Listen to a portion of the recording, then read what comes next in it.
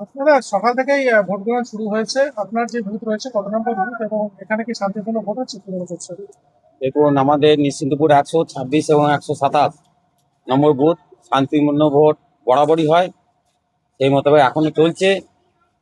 কিন্তু এবারের যে ওই আপনার আধা সামরিক বাহিনীর যে অত্যাচার একটু বেশি রকমের মানে লক্ষ্য করা যাচ্ছে।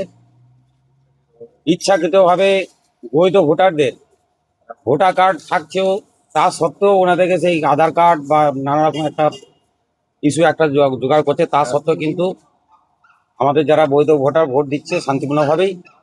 আর 127 নম্বর বুথের ইভিএম মেশিন ঘন্টাখানেক মতো খারাপ ছিল, যার তৎপরতায় মোটামুটি সেটা রিপেয়ার করে কাজ চলছে।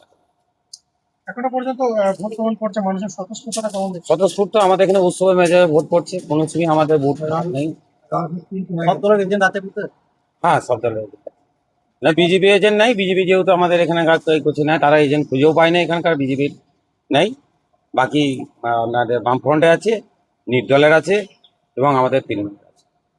আর তো আর কি কোনো সমস্যা? না, সমস্যার সম্মুখীন কিছুই নাই।